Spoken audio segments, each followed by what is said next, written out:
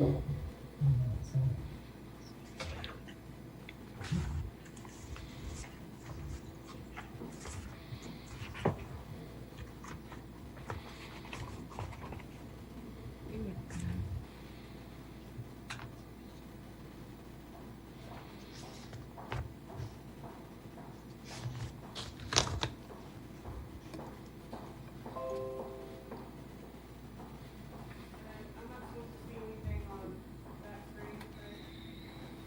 you should.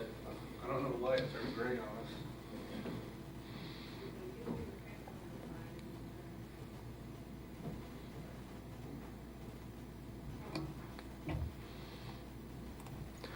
One moment. They are tweaking a few things in the broadcast booth.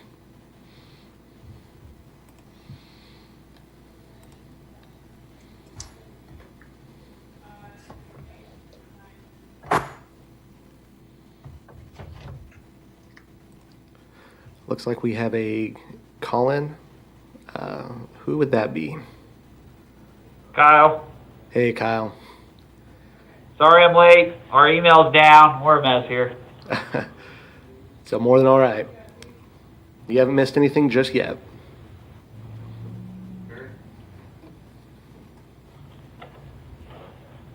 So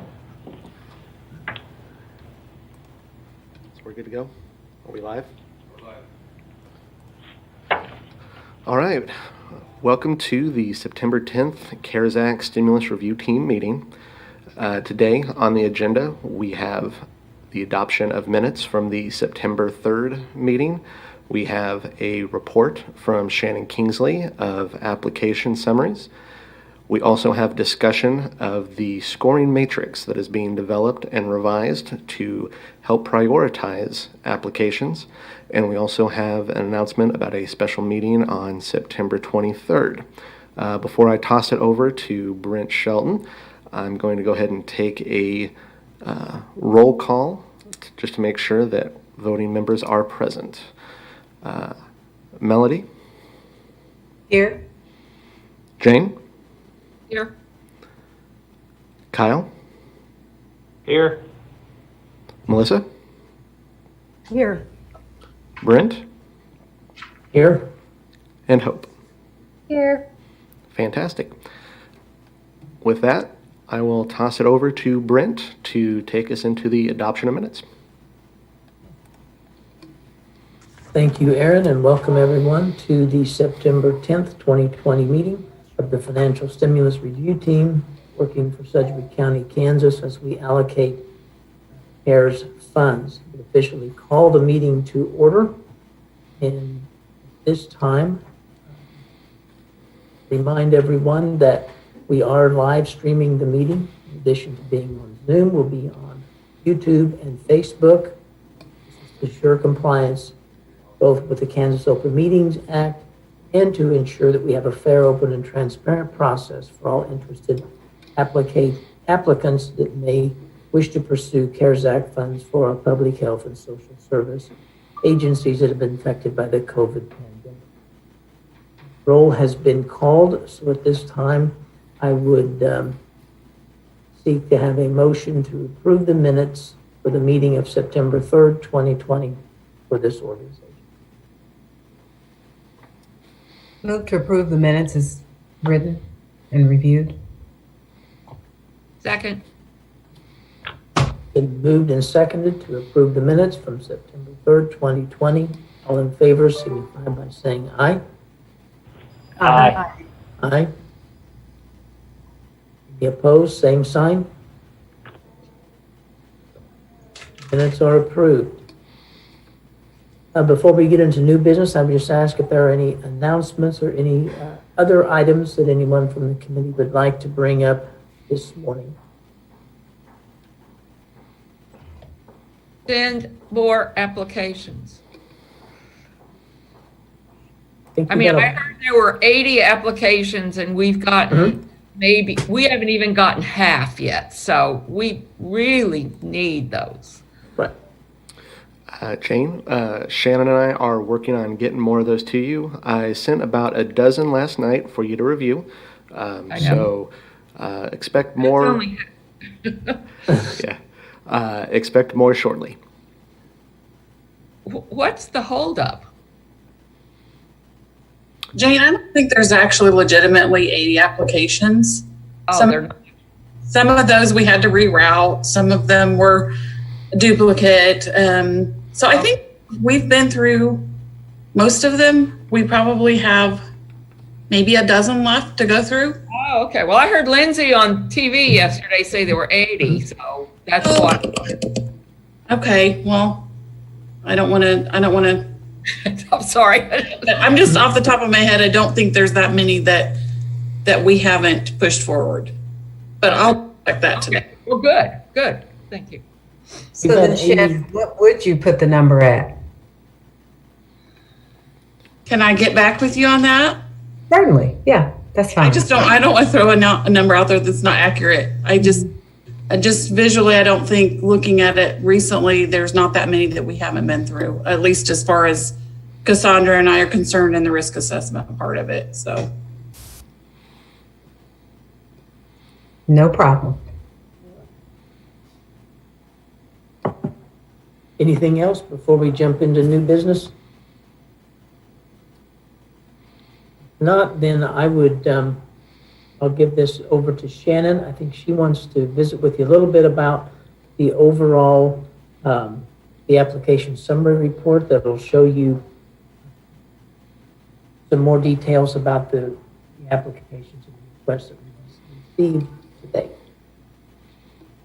And yeah, when I hit the little share screen, it says the host has disabled screen sharing. So maybe I need to change that setting.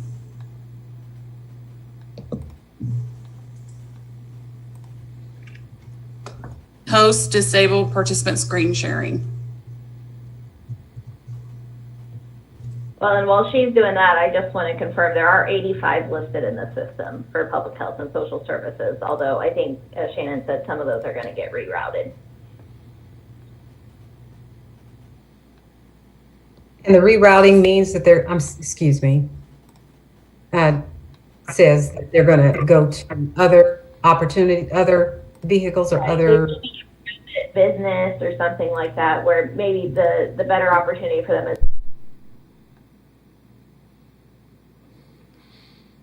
What just happened?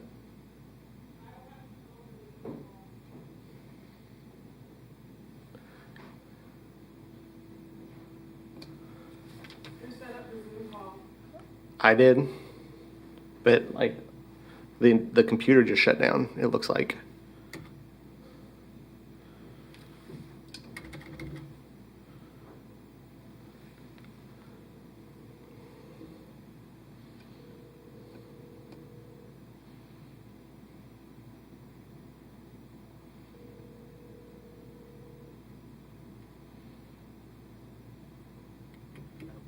Hello. It looks like we have lost power here at the podium. So, yes, please. Yeah, I'm trying to get the computer back up and on, but yeah, it is dead. So I will be back on momentarily. Okay. Yep. Bye.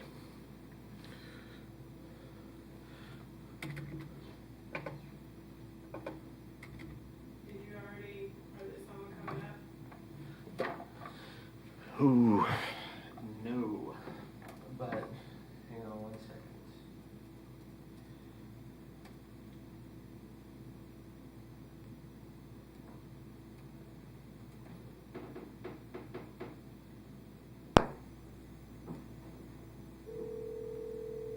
so they've lost their connection, so he can't unshare it. So if you would like, we could move to the next item.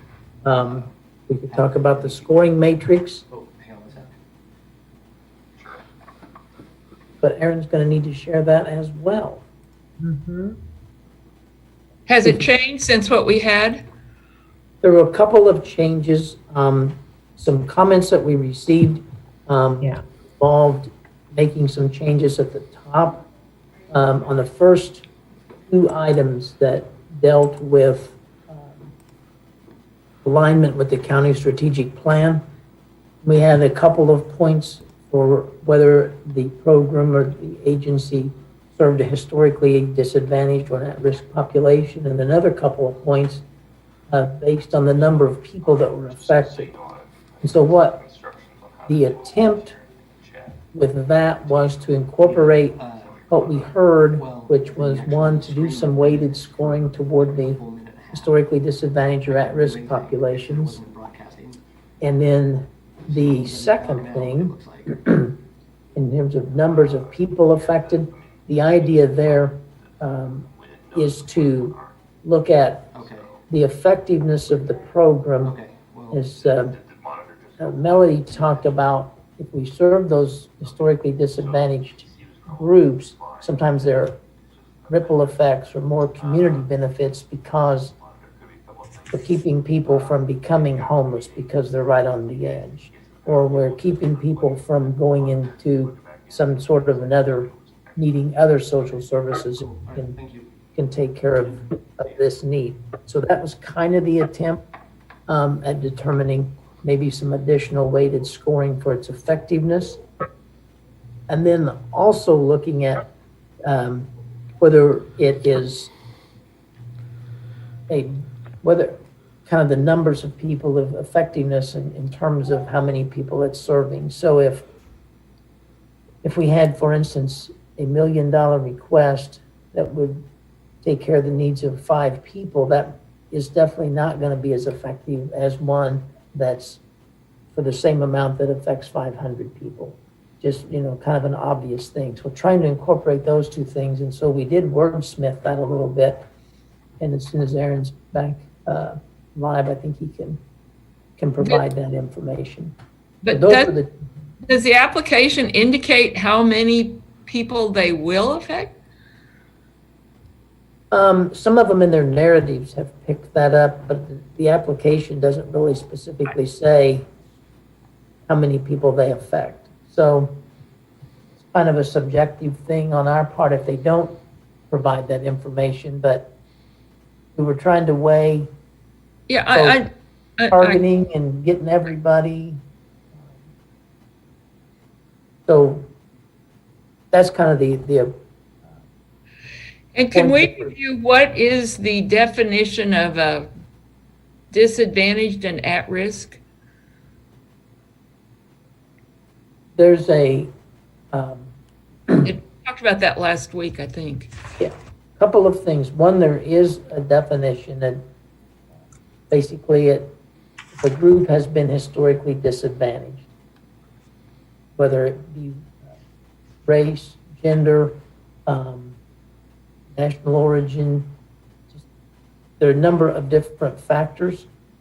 Other piece of it is coupled with that are the things that the county is focused on in terms of aging population, mental health, developmentally disabled, those things.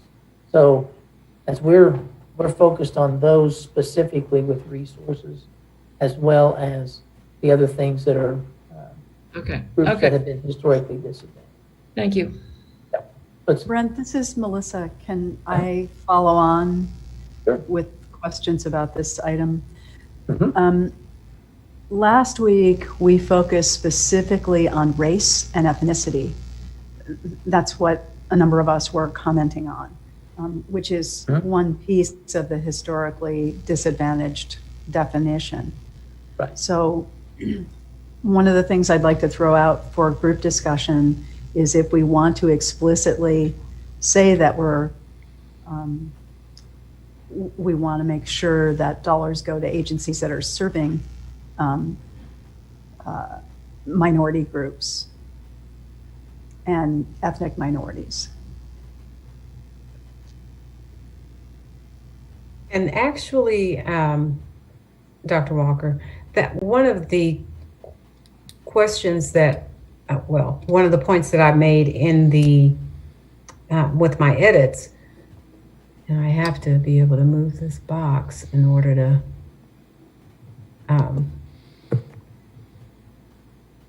see. So, was to, hold on, that I wanted us to actually be able to refer to a definitive definition, which we have, is what I'm hearing you say, Brent.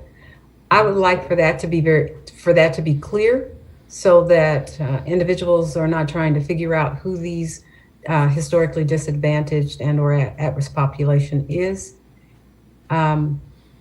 So to your point, Dr. Walker, yes, I would like to be definitive and look and state that these are the persons that this is referring to because of the disparities that exist. Yes, and maybe we could still have 4 points associated with this category. Two of the points would be, do you serve one or more of these target groups? And then list all of the target groups addressed, whose needs are being addressed by county services and that are reflected in the strategic plan. So people who are homeless, people who experience severe mental illness, people who experience developmental disabilities, and so on and so forth. So that could be 2 of the points. And then the other 2 points would address the characteristics of the recipients who we want to target. So for example, race and ethnicity.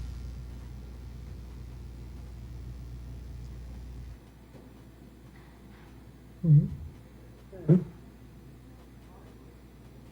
So if we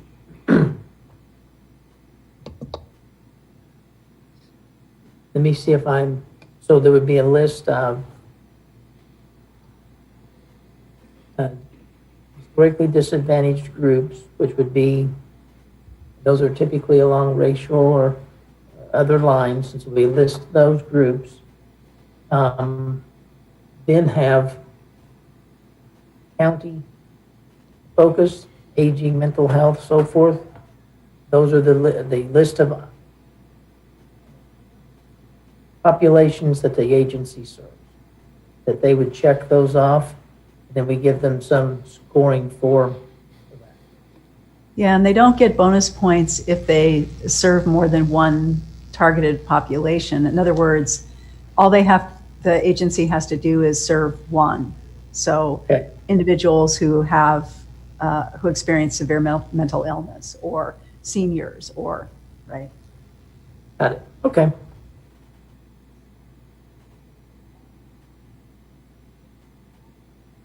Isn't that going to be basically everybody?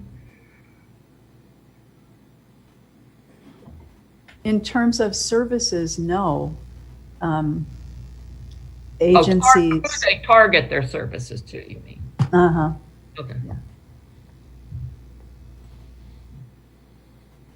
There is a portion, and see, I have to switch back and forth because the screen share is small, so I can't really see it. So there is a statement that I have to get to that. Here we go. Where aligned with the strategic plan, where it states, does the number of, and I know this has been raised, but does the number of people affected indicate an effective use of the resources? And so my question that I included in my edits is how will applicants qualify their answer to this question? And thinking maybe you were referring to this, Brent, when you said that it's going to be somewhat subjective. So that is my point, is it merely subjective, or is there a way to link effective outcomes to the number of persons served in the resources, effective use of those resources?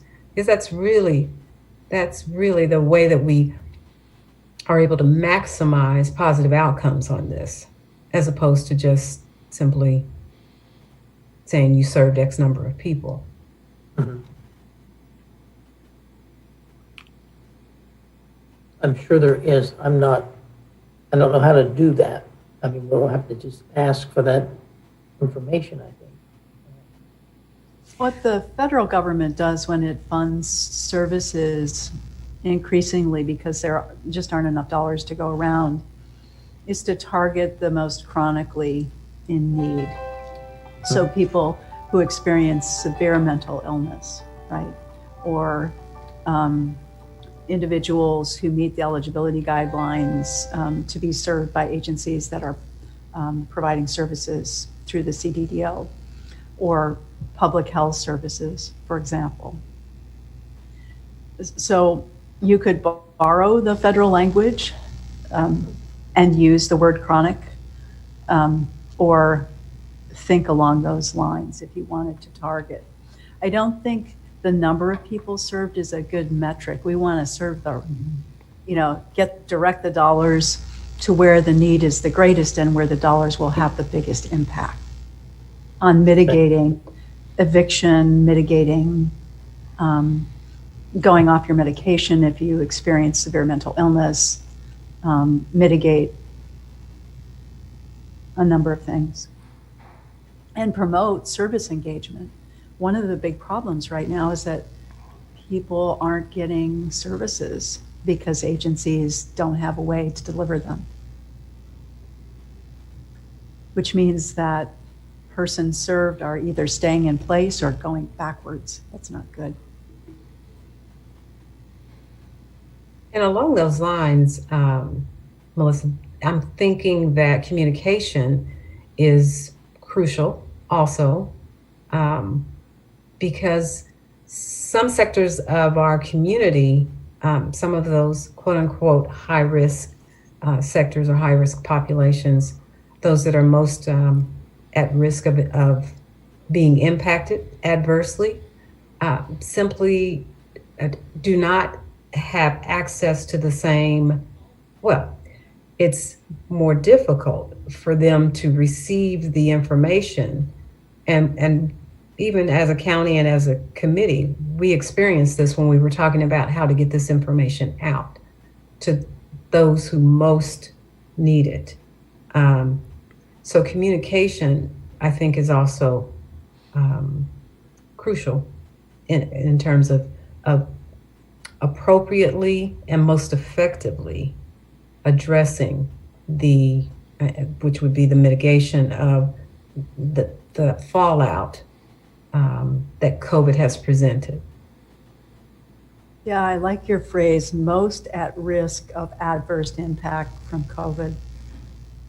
So not being able to access services, not being able to have housing supports, and so on and so forth.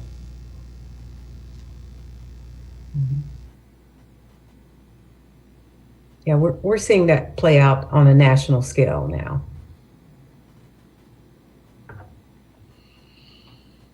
We're seeing it play out in the applications themselves. Mm-hmm. And that's what the agencies are telling us here. Mm-hmm. Correct.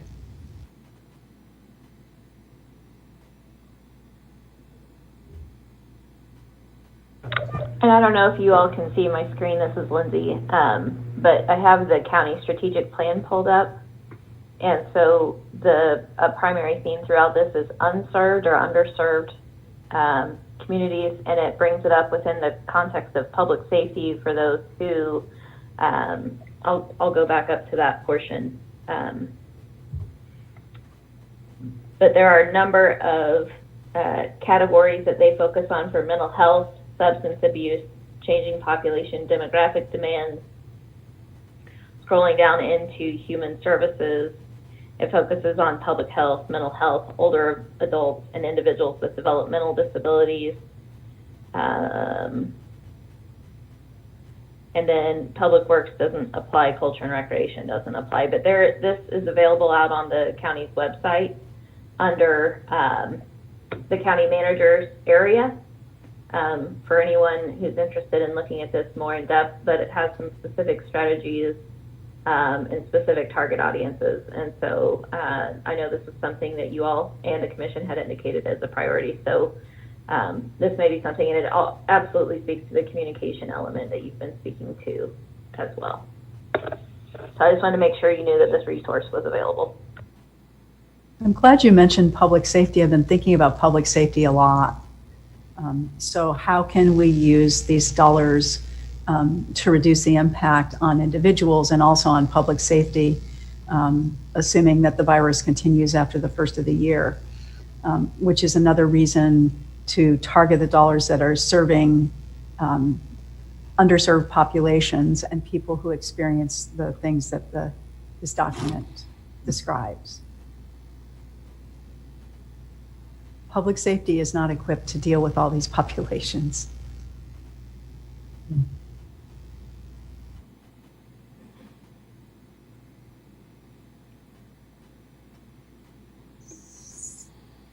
And with that,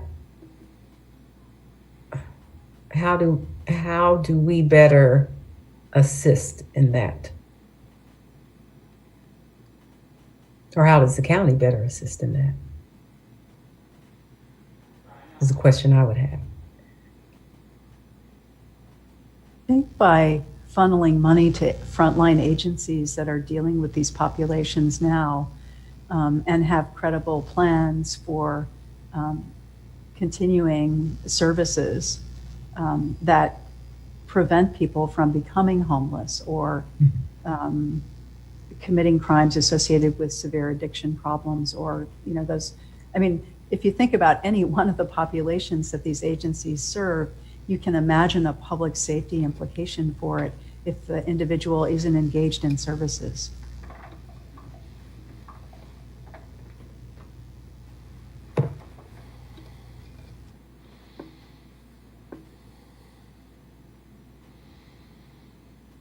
And that's exactly what this tool, well, that's what we're attempting to craft it to target these funds to. Once again, I tend to process out loud, so. It's okay. Another parallel is the idea of keeping people out of hospitals by wearing masks, right? Or staying at home, as we did earlier. It's a kind of a harm reduction approach, if you will, and that's kind of a public health idea. What can we do now to reduce the potential harm to the community and to the individuals who will receive these services, and reduce the number of people that EMS, the police department, the fire department have to deal with, because individuals have nowhere else to go. Correct. That is the absolute narrative. What I continue to overlay are the long-standing and substantiated disparities that we know come along with that fact. Racial disparities more specifically. So I think there's findings and there's a substantiated reason for us to incorporate that lens.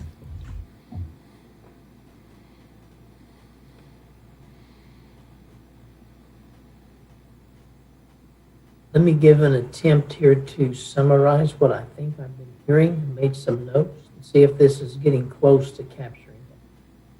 But we recognize the impacts of COVID on, I guess it would be at this point historically disadvantaged or at-risk groups, those that have suffered racial prejudice, ethnic prejudice, bias based on gender, sexual orientation, things like that, that we recognize that there has been a bigger impact on those populations. In addition to that, we have others that maybe overlap, that are have chronic needs at this time.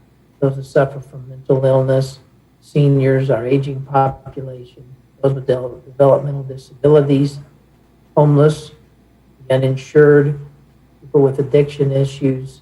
Those are most at risk being an inability. Any of these populations are most at risk of having an inability to access effective resources to deal with. So then we ask the question, does your agency serve one or more of these at-risk populations? And if they do, then we could maybe ask another question about just the effectiveness. This is what I'm not sure how to get to, but the effectiveness of their organization delivering service to that population. What sort of, and we could just ask, well, we're not asking them. This is for us to use. If we notice that there are some benchmarks, or there are some ways that they're measuring those things, maybe we give them additional points, or additional credit at that point. Maybe it's just, if they focus on one of these groups, that's 4 points instead of 2 and 2. So that may be a way to give the weighted scoring to the service of these at-risk populations. And we'll just make a determination as we go through the plan is credible, the plan is merit in terms of dealing. May not affect the scoring. It just, if they serve them or target them, we provide them the points for that. Brent, thank you. I think you've captured the gist of what we've been discussing. What I would also like for us to consider is incorporating the effectiveness and the ability for them to show how they measure, that would simply be incorporated in the fact that they meet the needs of these specific groups, that's all one. Okay. Not So- separated out. So a question for us to review these, do they serve these, one or more of these at-risk populations?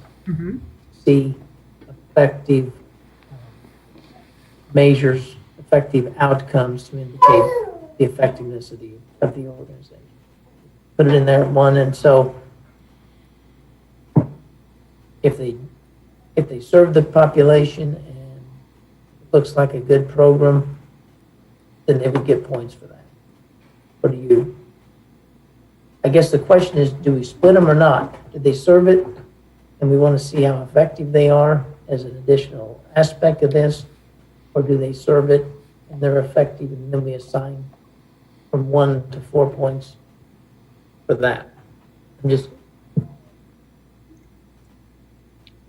I think it's clear for me, if they serve them, they should be effective. They should be working towards being effective. Okay. So, yeah, that's me. Okay.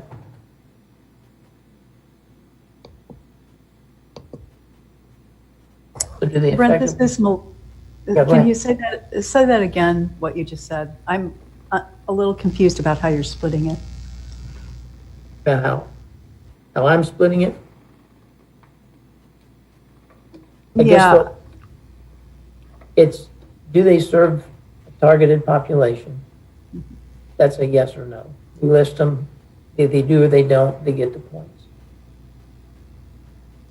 But as we're reviewing the application, do we see some effective benchmarks, some effective ways that they're measuring their effectiveness? If we see that, we give them the point. I think that in its simplest term is what I'm trying to do. Another way to think about this is there are two targets. One is one of the populations that the county serves through its many agencies, and that we are all very aware of, so I won't go through the list again. Do they do that? So they get 2 points for that. And then the second way to measure is, are they serving, and I like the way you described historically disadvantaged or at-risk populations. The language you used was just right. So those would be the two measures in this area. 2 points for each one.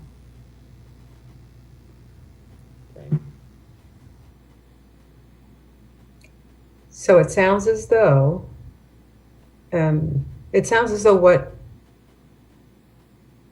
what Brent described just a moment ago. What was different? Brent's including the effectiveness measure, and I'm suggesting making the populations that the agency serves, ensuring that those are populations that are currently being served by the county and are articulated in the strategic plan. So that's one. And then the second measure would be, is the agency serving historically, well, I like the way you said it, the people who are most at risk of adverse impact from COVID. Okay. So okay. The first part really does speak to the mission of the county, it sounds as though. Right.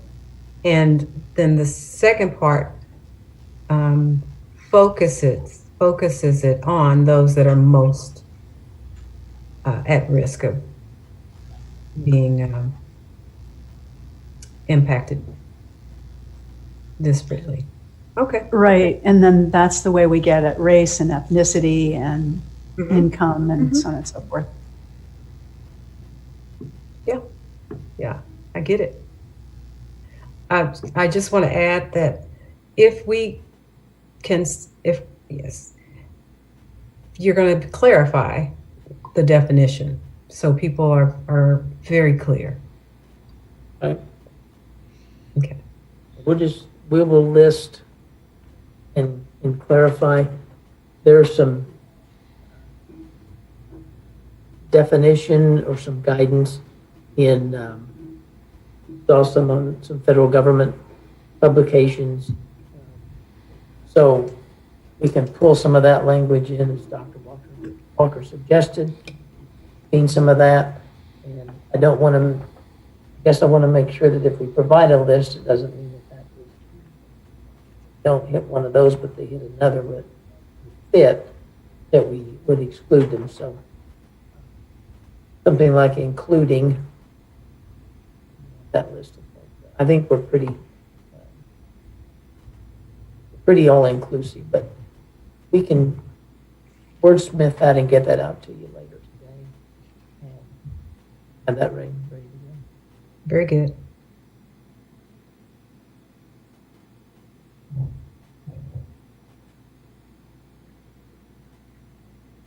The only other thing that we indicate on that scoring matrix that you received, it's not included in the score, but it was included on the scoring matrix, was the risk assessment, whether it was a low, medium, or high in terms of risk of the program or risk of the agency. We would propose to just eliminate that from this piece of it. Our guidance from the auditing firm is focus on the program, effectiveness, in the scoring, that the risk assessment, that's an internal thing for us to use. We go about monitoring their compliance with the CARES regulations. So that information is available, but in the beginning, we were doing those risk assessments before sending the applications. That's not happening now. So you'll get from us the applications, the scoring based on this matrix that we've talked about.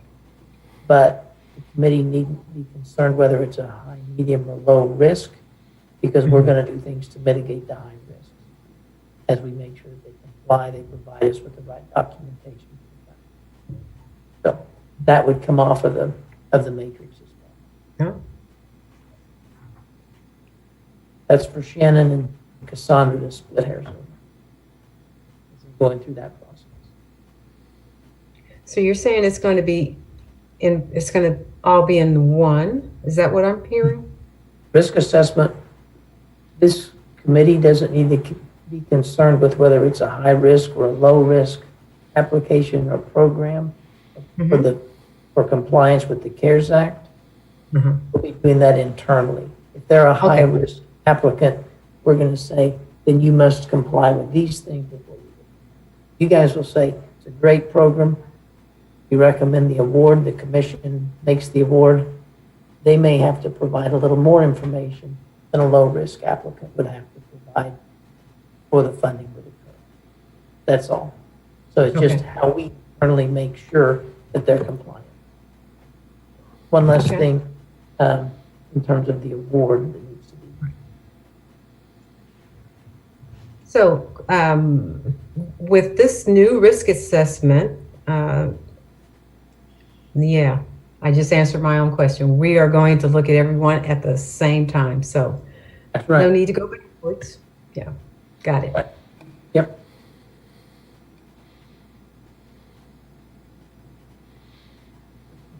Well, we will take this information back and clean this up, and we'll get it out to you then later today.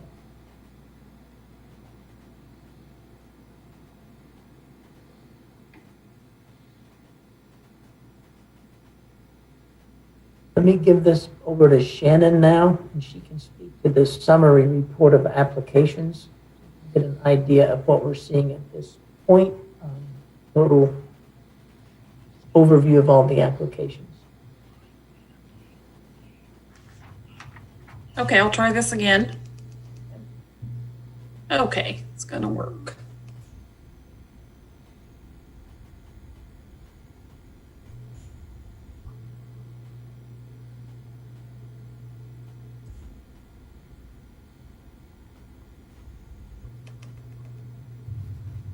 Okay, can you guys see that? Yes. Okay. Yeah, this is just an updated report, similar to the one basically exactly the same thing as that I provided, I think it was last week. So we've captured a few new applications in here. We do have one application that would fall in the social service organization category that is not reflected in these totals. That's about a little over 500,000. Just due to the fact that the application actually had $0 in it. So we've obtained the information. It's just not in the system that generates this report. So we're figuring out how to internally whether or not we want to key that information in, include it in a memo. It's all attached to the file, just so you can still have the same information. It's just not actually in the application in the portal. So that number for nonprofit social service would be about $500,000 higher than that total. So it's going to bring the total up to a little over 26 million. So we've had some additions, a little bit more applications. I actually looked after Lindsay talked about the number we've gotten, and we did get 4 more yesterday. So I apologize for not being up on the number of applications, but I will also get that information to you as far as how many we consider duplicates or needing to be rerouted of the total, and then how many we have left to share with you. So you can get an idea of kind of where we're at as far as reviewing. So are we saying we're not going to fund the hospital? Because if we take the hospital out, we have plenty of money. Yes. And so that is one that's still in there. I could edit it out of this report manually if you prefer. I just wasn't sure exactly where you guys were all out on that. It's well, formally been rejected, so Yeah, I don't think that we can pull anybody out at this time. Okay. Unless Right. they for-profit business or something that just clearly was in the wrong portal. right. So, okay. so they'll be in there at this point, but to the extent that something's not funded, then clearly that does free up more funds. Okay. So, anybody have any questions about that? Shannon, I have a question about, this is Melissa, about the for-profit Yes. healthcare providers. Yes. So those are the entities, some of those entities showed up on Lindsay's Provider Relief Fund list. Okay. Have you all compared the Provider Relief Fund list to the providers who have applied here, the nursing homes in particular?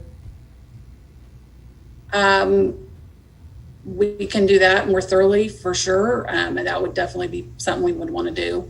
There are pieces, answers, slots on their application for them to fill that type of thing out. But yeah, we would want to check and verify that for sure. Okay, thank you.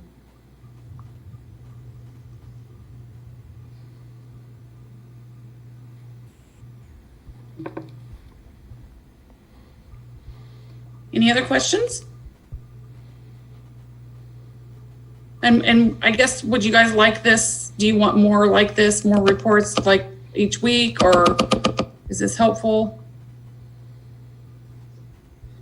It's really, really helpful and wonderfully done, and gives us the big overview of how much money is being requested, and then the details about who's requesting what. So yeah, if you could give us this information before each of our meetings, that would be fantastic, just updated. Okay, I will plan to do that. Also, Shannon, if we do have information about provider relief funding or other funding for some of the entities that has already gone to some of the entities that are applying, that would be good to know too. I don't know if it's a column here, or I don't know. Okay. Or a note entered into the worksheet next to the name of the organization. Okay. Yeah, I like that. I like that request. Yes, I think it would be easier for me if it's included on the spreadsheet. Then I'd be able to see it. I think it's honestly would be helpful too on the actual application. Hey, Yeah, Shannon. and I love the. Okay. Yeah, I believe it should be on the application. There was places for them to fill that out, but Sometimes it is, sometimes maybe- it isn't. okay, so maybe in this report here, I could pull in that information off their application. If it's there, or if it's not Okay. there, you can Then- pull it even from the Provider Relief Fund, or what's the other fund Okay. that we were talking about last week? The Spark? name is escaping me. Yes. The Kansas Fund, the SCART or something like Spark. that. Spark. Yeah, Yes, Spark. Just couldn't come up with that. Spark. Do we have the same level of detail from the Spark for round one grants, which went to health and human service organizations, that we do from HHS for the Provider Relief Fund? I have no idea, Lindsay, how you found that information, but good on you. Can we get the same information from Spark? So I have actually made that request to a couple different venues at the state level, both to the consultant and to the state Spark committee staff. And so hopefully we will be able to get that information. And as soon as we do, I'll get that shared with you all. Thank you. I'm going to stop sharing. I will stop sharing this unless anybody has any more questions on it. No, I guess we're saying if it's possible to add a Spark column and a provider relief column, that'd be Okay. great. Okay.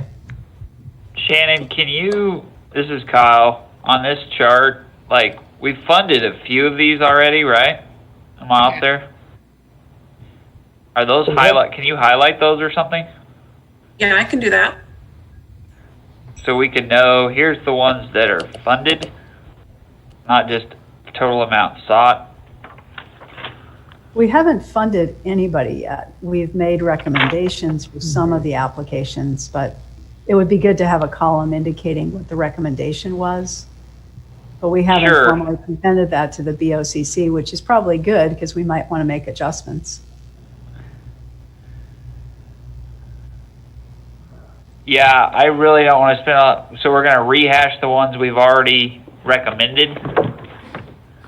Don't know that we would necessarily rehash them. One of the things that, the ones that were recommended, as the rules were changing and we put the end date on accepting applications came in. Those were Sure. all for PPE or disinfecting. I think maybe there was one for some remote telework or something to that effect. So Uh-huh. they can continue to be approved. I mean, just for when we meet after the applications have closed, affirm that those still want to be funded and move forward. I don't think we need to Gotcha. add everything, right? Sure. Probably not for the PPE, but if there were those that we split the Mhm. recommendation where we weren't sure on, the other costs, and I'm Yep. blanking on what the breakout categories were. With the new tool, we would have to take an opportunity to discuss again. Something that we passed on may come back up. Something that didn't. Yeah, we didn't fund some of the program pieces of those, I remember, because we didn't feel like we had enough information. And those Right. are the ones we have to talk about again. Yeah. So hopefully we come back to those with, that program gets a score of 6. So it's not, I guess what I'm envisioning, if this works with the committee, is that those that we agree on are the highest scores, the ones we take up first. Till we get to either out of resources or gone through the list of however we do that. I think that's the purpose for that tool.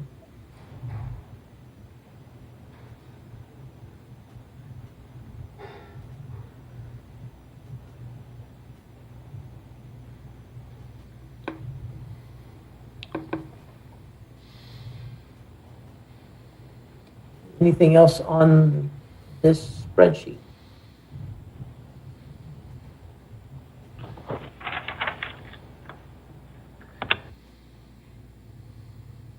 Not, the next item on the agenda is to discuss the meeting schedule. Melody asked about meeting after the meeting that we would have after the application portal closes, and it's scheduled for the 24th. We have been able to secure the BOCC room on Wednesday, the 23rd from noon through the end of the day. So if this group would like, we can establish that as a meeting. That's what the will is, then we would be able to publish that as a public meeting that we would have on the 23rd to then move forward through the applications. The portal will be closed. We'll have all of our information. We could maybe have a longer session that day to approve board recommendations.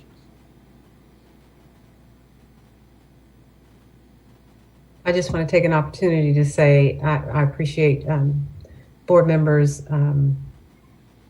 considering changing the meeting date.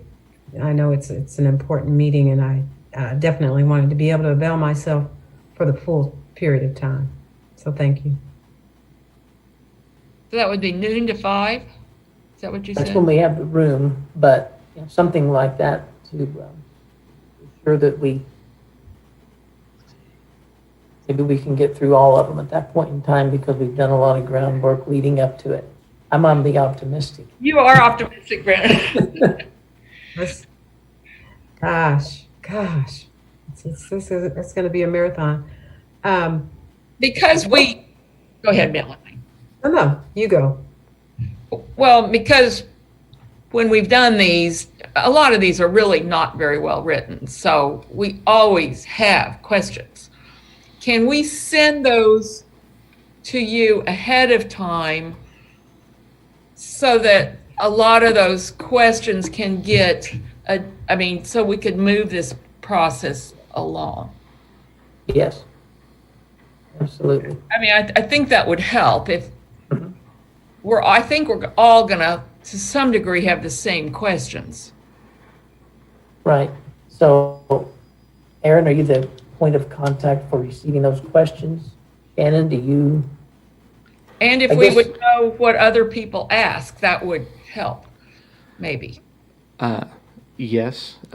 Well, first of all, let me say that I am back. My video is not working my computer went down, and I look forward to catching up on a giant chunk of this meeting later on.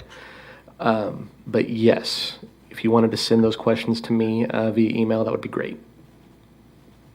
And then we'll follow up, get answers and so forth. And we can then, but if you recall, since we can't have, since it's an open meeting Oh, that's right. Yeah. thing, we can't go, everybody can't do serial meetings, I guess they're called, and it could be looking like we're trying to keep it from being transparent. So if they go through Aaron, and then the information can come back to the requester. about Okay. that Question.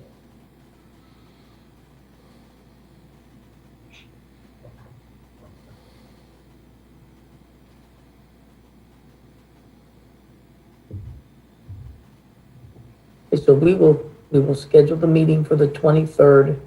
We'll send out more information about that. One of the things that we have, Lindsay has reached out to staff that's assisting the SPARK committee. We're going to try to get somebody here next week to visit with you about that.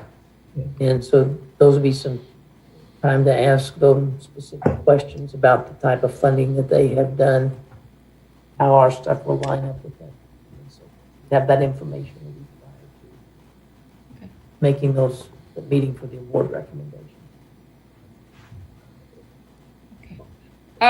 I will be at Table Rock Lake next Thursday. I will try to Zoom in, but I don't know how well that will work. So I may or may not be here next week. Okay. And if you're not, since it's on YouTube and Facebook, you can always catch it. I can catch it after the later. fact. Yep. Have fun, Jane. Oh, thank you. I moved it up a week so that I would be here the next week. So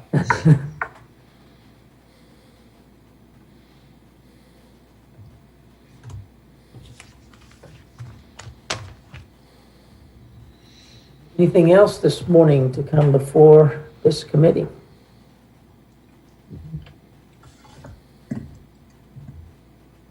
I just want to thank everyone for the hard work, because you have compiled and put together a lot, and there's still much to be done. But thank you. Appreciate Thank it. you for all your suggestions and your time commitment as well.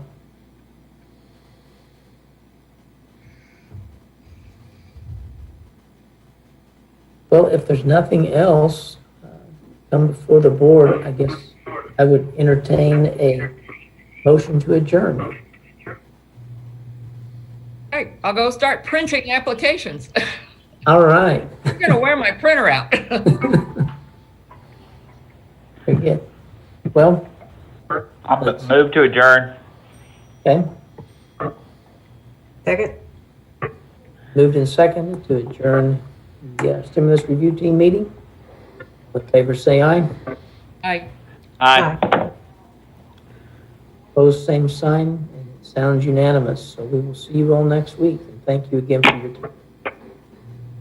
time. Bye, thank you. Bye-bye. Bye, everybody. Bye.